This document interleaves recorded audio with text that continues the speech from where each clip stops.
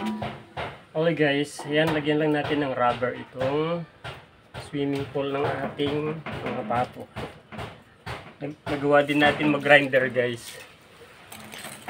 Takot ako na mag-grinder ng ganito kasi nga tumatalsik.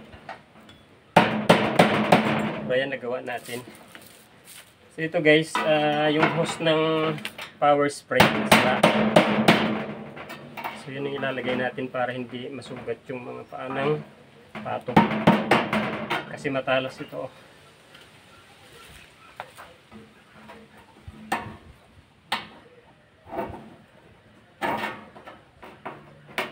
So mabilis ko lang din siyang hiniwa guys, itong hose. Grinder ko na. Wow, yung pato natin ito.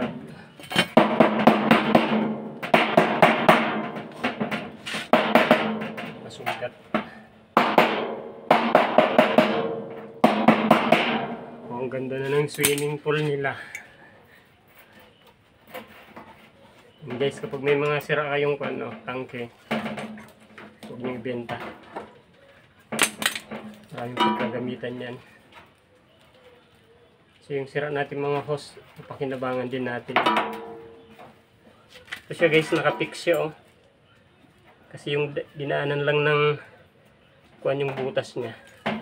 Mahirap na ipasok. Dinaanan lang ng grinder.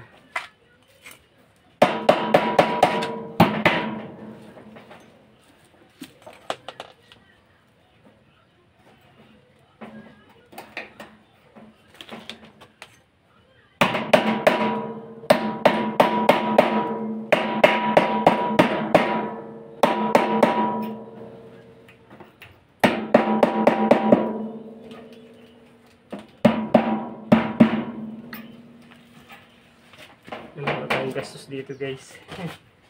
May ayusin lang natin yung ihukay natin ito para hindi matutumba. Magiging masaya yung mga alaga natin.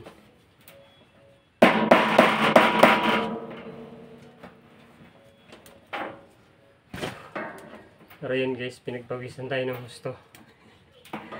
Kasi naka-helmet at naka-jacket ako.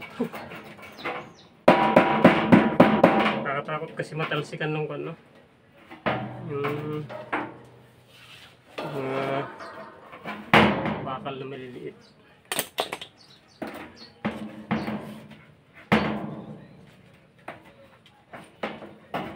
So ayan, pakita ko sa inyo guys kapag natapos natin ito. Pag naihukay na natin.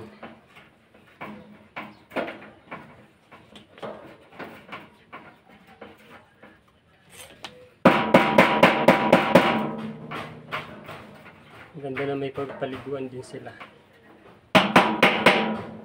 And guys, medyo matagal pa to. Medyo mahirap.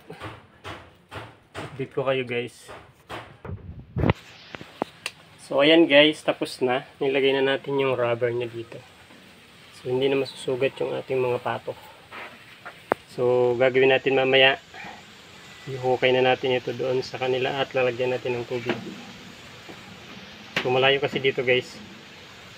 Maya bibidyohin natin mamaya kung magiging masaya yung mga pato natin.